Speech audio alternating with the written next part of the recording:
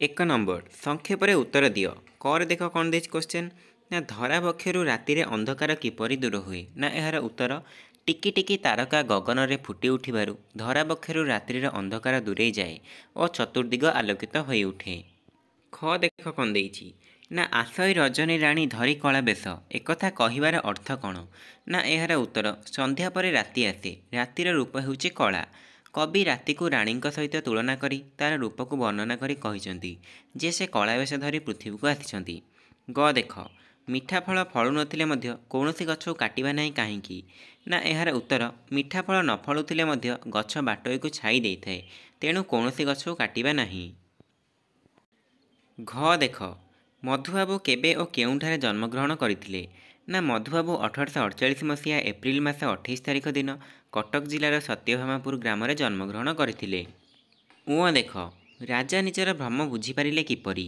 ନା ଜନ୍ମଦିନ ସକାଳୁ ରାଜାଙ୍କ ଭୃତ୍ୟ ରାଜାଙ୍କୁ ନୂତନ ପରିଚ୍ଛଦଟି ପିନ୍ଧାଇ ଦେବାକୁ ଆସି ଶୂନ୍ୟ ଥାଳି ଦେଖି ପ୍ରକୃତ ସତ୍ୟ ଘଟଣା ପ୍ରକାଶ କରିବାରୁ ରାଜା ନିଜର ଭ୍ରମ ବୁଝିପାରିଲେ।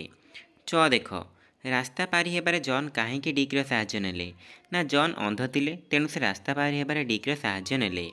ଛ ସରୋଜିନୀକୁ ପ୍ରାଚ୍ୟ ଜଗତର କୋକିଳ ବୋଲି କୁହାଯାଉଥିଲା କାହିଁକି। ନା ଏହାର ଉତ୍ତର ସରୋଜିନୀଙ୍କ କଣ୍ଠର ସ୍ୱର ଥିଲା କୋକିଳର କଣ୍ଠସ୍ୱର ଭଳି ଖୁବ୍ ମଧୁର।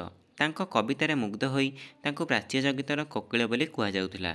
2 ନମ୍ବର ଦେଖ ସଂକ୍ଷେପରେ ଉତ୍ତର ଦିଅ। କରେ ଦେଖ କେଉଁମାନେ ପରକୁ ଆପଣାର କରିପାରନ୍ତି। ନା ଏ ସଂସାରରେ ସମସ୍ତେ ସ୍ନେହ ବନ୍ଧନରେ ବନ୍ଧା। ଯେଉଁ ବ୍ୟକ୍ତିର ମୁଖରୁ ସବୁବେଳେ ମଧୁର କଥା ନିଃସୃତ ହୋଇଥାଏ, ମଧୁର କଥା କହି ସ୍ନେହ ବନ୍ଧନରେ ସମସ୍ତଙ୍କୁ ବାନ୍ଧି ରଖେ, ସେହି ବ୍ୟକ୍ତି ପରକୁ ଆପଣାର କରିପାରନ୍ତି। ଖ ଦେଖ ଗଛଟି ସହିତ ପିଲାଟିର ପିଲାଦିନର କେଉଁ ସ୍ମୃତି ଜଡ଼ିତ। ନା ଗଛଟି ସହିତ ପିଲାଟିର ପିଲାଦିନର ଅନେକ ସ୍ମୃତି ଜଡ଼ିତ। ଗଛଟିକୁ ତାଙ୍କ ପିତୃ ପିତାମହ ଲଗାଇଛନ୍ତି। ସେ ପିଲାବେଳେ ଏହି ଗଛ ମୂଳରେ ସାଙ୍ଗସାଥିମାନଙ୍କ ମେଳରେ କେତେ ଖେଳିଛି।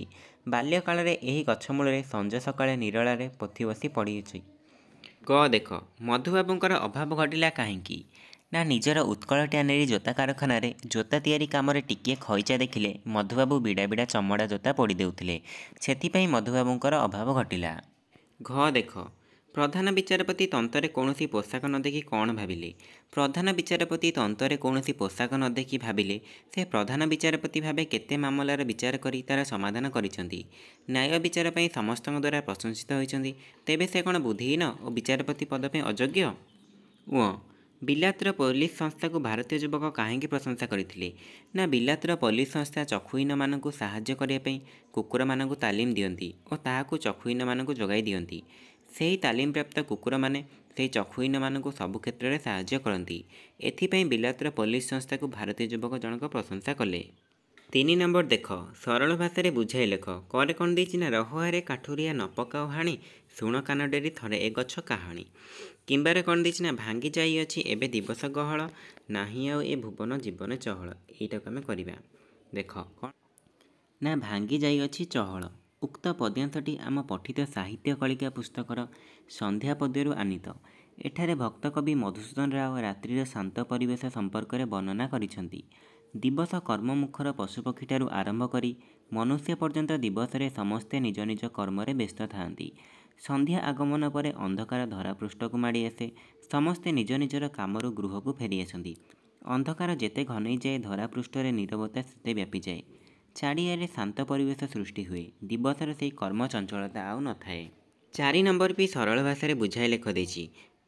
ତୁଳସୀ ଦୁଇ ପତ୍ରରୁ ବାସେ, ହେଲେ ସେ ଅଭାବ ତାଙ୍କର ଶୁଦ୍ଧ ସ୍ୱଭାବକୁ ନଷ୍ଟ କରିପାରିବା ହେଲେ ସେ ପାରୁନଥିଲା। ଉକ୍ତ ଗଦ୍ୟାଂଶଟି ପଠିତ ସାହିତ୍ୟ ବହିର ହଜିଲା ଦିନର କଥା ବିଷୟରୁ ଆସିଅଛି। ଏଠାରେ ଲେଖକ ଅଭାବରେ ପଡ଼ି ମଧ୍ୟ ମଧୁବାବୁ ନିଜ ପ୍ରକୃତିରେ ଅଟଳ ରହିଥିଲେ ବୋଲି ବର୍ଣ୍ଣନା କରିଛନ୍ତି। ଓଡ଼ିଆରେ ଏକ କଥା ଅଛି, ଅଭାବରେ ସ୍ୱଭାବ ନଷ୍ଟ ହୁଏ। ଦୁଃଖରେ କଷ୍ଟ ପାଇଲେ ମଣିଷ ତାର ନୀତି ଓ ଆଦର୍ଶରୁ ଓହରି ଆସେ। କିନ୍ତୁ ମଧୁବାବୁଙ୍କ ମନର ବଳ ଅତି ଦୃଢ଼ ଥିଲା। ଗରିବ ଓ ଦୁଃଖୀଜନଙ୍କୁ ସେ ସାହାଯ୍ୟ କରୁଥିଲେ। ଅଭାବୀ ଉପାସୀ ମାଆମାନଙ୍କୁ ସେ ମୋଫତରେ କ୍ଷୀର ଦେଉଥିଲେ। ନିଜର କରଜ ଯୋଗୁଁ ତାଙ୍କର ଉତ୍କଳ ଟ୍ୟାନେରୀ ଜୋତା କାରଖାନା ନିଲାମ ହୋଇଗଲା। ଅଭାବ ଅସୁବିଧାରେ ପଡ଼ି ମଧ୍ୟ ସେ ଅଧୈର୍ଯ୍ୟ ହେଉନଥିଲେ। ନିଜର ମାନ ସମ୍ମାନ ପ୍ରତି ସେ ଖୁବ୍ ସତର୍କ ଥିଲେ। 5 ନମ୍ବର ଦେଖ ତୁମ ଗାଁ ବିଷୟରେ ରଚନାଟିଏ ଲେଖିବା ପାଇଁ ସେ କହିଛି। ଏଇଟା ତୁମେ ଲେଖିବ। କିମ୍ବା 3 ଦିନ ଛୁଟି ମଞ୍ଜୁର ପାଇଁ ବିଦ୍ୟାଳୟ ପ୍ରଧାନ ଶିକ୍ଷକଙ୍କ ନିକଟକୁ ଦରଖାସ୍ତ ଲେଖିବ। ଏଇଟା ବି ତୁମେ ଲେଖିବ, ବୁଝିହେଲା। 6 ନମ୍ବର ଦେଖ ନିର୍ଦ୍ଦେଶ ଅନୁସାରେ ଉତ୍ତର ଦିଅ। କରେ କ'ଣ ଦେଇଛି ନା ଧରା ଗଗନର ପ୍ରତିଶବ୍ଦ ଲେଖିବା ପାଇଁ କହିଛି। ଧରାର ଅର୍ଥ କ'ଣ ନା ଧରାର ଅର୍ଥ ପ୍ରତିଶବ୍ଦ ହେଉଛି ପୃଥିବୀ, ଗଗନର କ'ଣ ନା ଅମ୍ବର। ତାପରେ ଖରେ କ'ଣ ଦେଇଛି ନା ବାକ୍ୟ ଗଠନ କର। ହେପାଜତ ଆଉ କ'ଣ ନା ଚମତ୍କାର। ହେପାଜତ ମାନେ କ'ଣ ନା ମା' ମାନେ ପିଲାମାନଙ୍କର ହେପାଜତ କରନ୍ତି। ଚମତ୍କାର ରାଜା କହିଲେ ପୋଷାକଟି ଚମତ୍କାର ହୋଇଛି। ଲିଙ୍ଗ ପରିବର୍ତ୍ତନ କର। ଶିକ୍ଷକ, ଶିକ୍ଷକର ଶିକ୍ଷୟିତ୍ରୀ। ଘ ଦେଖ ଆନନ୍ଦରୁ ଯେପରି ଆନନ୍ଦିତ ସେହିପରି ଘୋଷଣାରୁ କ'ଣ ହେବ ନା ଘୋଷଣାରୁ ଘୋଷିତ। ଅର୍ଥଗତ ପ୍ରଭେଦ ଦର୍ଶାଅ। ବଳି ବଳି ଦୁଇଟା ଦେଇଛି। ହର୍ଷେଇ କାର୍ଯ୍ୟ ଲାଗିଛି ବଳିର ଅର୍ଥ ତ୍ୟାଗ ବା ହତ୍ୟା, ଆଉ ଦୀର୍ଘେଇ କାର୍ଯ୍ୟ ବଳି ଲାଗିଛି ସେଟା ହେଲା ବଳୁଆ। ଚ ଦେଖ ବିପରୀତ ଅର୍ଥ ବୁଝାଉଥିବା ଶବ୍ଦ ଲେଖ। ପୁରସ୍କାର, ପୁରସ୍କାର ତିରସ୍କାର। ସନ୍ଧ୍ୟା, ସନ୍ଧ୍ୟାର ସକାଳ। ତାପରେ ତୁମର ମୌଖିକ ପଳେଇ ଆସୁଛି। କ'ଣ ଦେଇଛି ନା ଲୋକମାନେ ଜଙ୍ଗଲରୁ ପାଉଥିବା ଉପକାର ଗୁଡ଼ିକୁ 5ଟି ବାକ୍ୟରେ ଲେଖ ବା କୁହ। ଜଙ୍ଗଲରେ ଥିବା ଗଛ ଗୁଡ଼ିକ ଲୋକମାନଙ୍କର ଶ୍ୱାସକ୍ରିୟା ପାଇଁ ପ୍ରଚୁର ଅମ୍ଳଜାନ ଯୋଗାନ୍ତି। ଜଙ୍ଗଲରୁ ମିଳୁଥିବା ଫୁଲ, ଫଳ, ପତ୍ର, ମୂଲ୍ୟବାନ କାଠ, ଜାଳେଣୀ କାଠ, ଲାଖ, ମହୁ, ରବର, ଅଠା, ଝୁଣା, ବାଉଁଶ ଇତ୍ୟାଦି ଲୋକମାନଙ୍କର କାମରେ ଲାଗେ। ଜଙ୍ଗଲ ବର୍ଷାର କାରଣ ହୋଇ ଭଲ ଫସଲ କରାଏ। ଫଳରେ ଲୋକମାନେ ଖାଦ୍ୟ ପାଆନ୍ତି। ଏହା ଛଡ଼ା ଜଙ୍ଗଲରୁ ମିଳୁଥିବା ଔଷଧ ମଧ୍ୟ ଲୋକମାନଙ୍କର ଉପକାର କରିଥାଏ।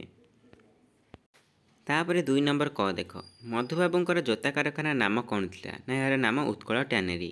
ଖ ମନୋହରର ଅର୍ଥ କ'ଣ? ମନୋହରର ଅର୍ଥ ସୁନ୍ଦର। ଗ ଦେଖ ଏକ ପଦରେ ପ୍ରକାଶ କରି କୁହ। ଯାହା ମଇଳା ନୁହେଁ ତା ଅନାବିଳ। ଘ ଟିକି ଟିକି ପରି ଗୋଟିଏ ଯୋଡ଼ି ଶବ୍ଦ କୁହ ନା ହସି ହସି। ଗୋପବନ୍ଧୁ ଦାସଙ୍କୁ କେଉଁ ଉପାଧିରେ ଭୂଷିତ କରାଯାଇଛି ନା ଉତ୍କଳ ଗୌରବ।